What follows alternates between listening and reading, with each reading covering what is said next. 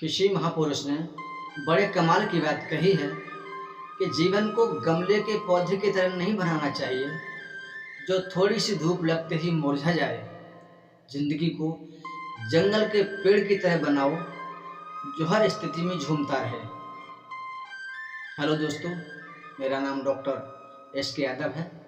आपके लिए एक छोटी सी कहानी। यह कहानी है सबके दिलों में बसने वाले प्राइमरी के एक अध्यापक की।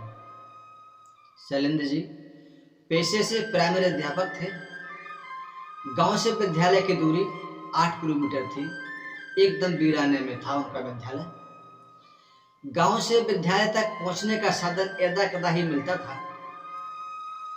तो अक्सर लिफ्ट मांगकर ही काम चलाना पड़ता था, और ना मिले तो प्रभु के दिए 2 पैर भला किस दिन काम आते।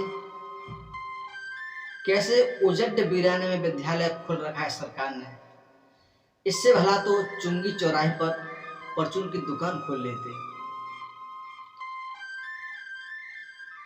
लिफ्ट मांगते, साधन तलाशते शैलेंद्र जी रोज यही सोचा करते। धीरे धीरे कुछ जमा पूंजी इकट्ठा कर उन्होंने एक स्कूटर ले लिया। चेतक का नया चमचमाता स्कूटर लेने के साथ ही उन्होंने एक प्रण लिया कि वो कभी भी किसी को लिफ्ट के लिए मना नहीं करेंगे।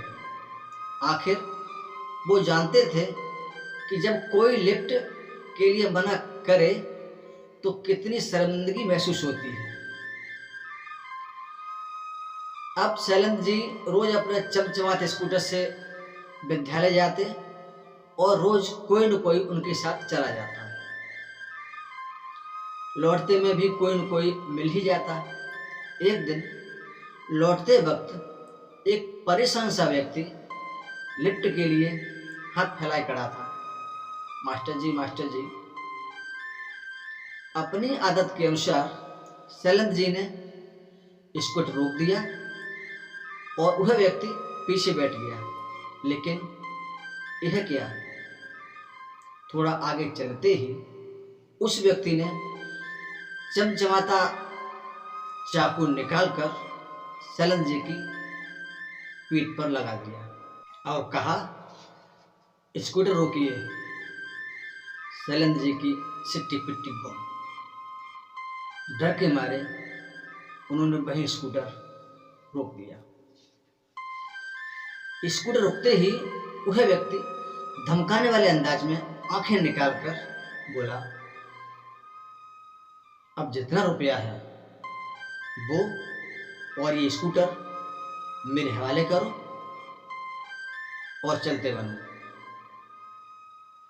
रुपए तो पास में ज्यादा नहीं थे, लेकिन प्राणों से प्यारा पाई पाई जोड़कर खरीदा गया स्कूटर तो था ही। एक निवेदन है।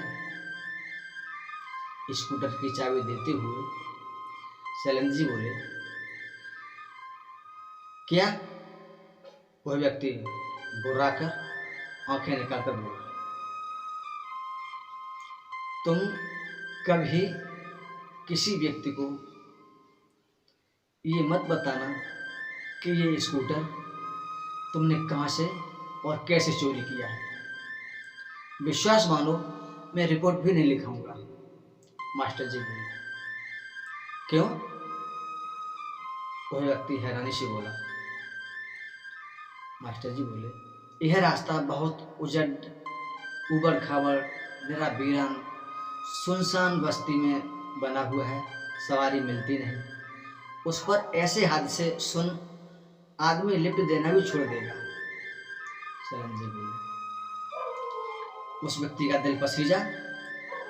उसे मास्टर जी भले मानुस प्रतीत हुए, लेकिन पेट तो पेट होता है। ठीक है, कहकर वह व्यक्ति स्कूटर ले उड़ा। अगले दिन मास्टर जी सुबह सुबह अखबार उठाने के लिए दरवाजे पर आए। दरवाजा खोला तो एकदम हैरान, परेशान, चमककर सामने स्कूटर खड़ा था। मास्टर जी की खुशी का ठिकाना न रहा, दौड़कर गए और अपने स्कूटर को बच्चे जैसा दुलारने खिलाने लगे। देखा तो उसमें एक कागज का टुकड़ा भी लगा हुआ था। उस पर लिखा था, माँ साहब, ये मत समझना कि तुम्हारी बातें सुन मेरा हृदय पिघल गया। कल मैं तुमसे स्कूटर लूट कर उसे कस्बे में ले गया, सोचा कबाड़ी के पास बेच दूं। अरे ये तो माँ साहब का स्कूटर है। इससे पहले कुछ कह पाता, कबाड़ी बोला, अरे हाँ, माँ साहब ने मुझे बाजार कुछ कम से भेजा है, कहकर मैं बार बार बचा। परंतु शायद उस व्यक्ति को मुझ पर कुछ शक सा हो गया। फिर मैं एक हलवाई की दुकान पर गया। जोरदार भूख लगी थी तो कुछ सामान ले लिया। अरे ये तो माँ साहब का स्कूटर है, वो हलवाई भी बोल पड़ा।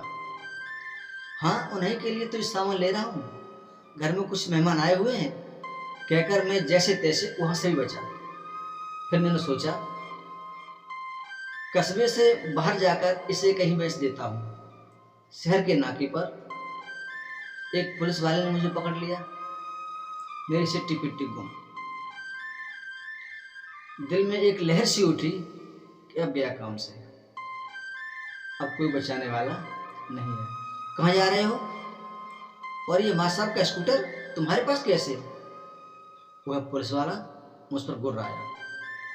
किसी तरह उससे ही बहाना बनाया, माँ साहब, तुम्हारा यह स्कूटर है या साक्षात मोदी जी? सब इसे पहचानते हैं। आपकी अमानत मैं आपके हवाले कर रहा हूँ। इसे बेचने की न मुझ में शक्ति बची है और न ही हौसला। आपको जो तकलीफ हुई है उस बदले में स्कूटर का टैंक फुल करा दिया है। पत्र पढ़कर शैलेंद्र जी मुस्करा दिए और मन ही मन बदुताए, कर भला तो हो भला। यह कहानी हमें सिखाती है कि दुनिया में प्यार, मोहब्बत, मुस्कुराहट बांटो। ईश्वर कभी भेदभाव नहीं करता। हवा, धूप, पानी सभी को बराबर मिलते हैं। भेदभाव, लूटपाट तो हम करते हैं। समझदार इंसान न तो किसी की बुराई सुनता है और न ही किसी की बुराई करता है। चलते चलते यही कहना चाहूँगा, भलाई बांटो, भलाई करो और काम इतनी शांति से करो कि सफलता शोर मचा दे। फिर काम करो कुछ ऐसा कि दुनिया बनना चाहे आपके जैसा।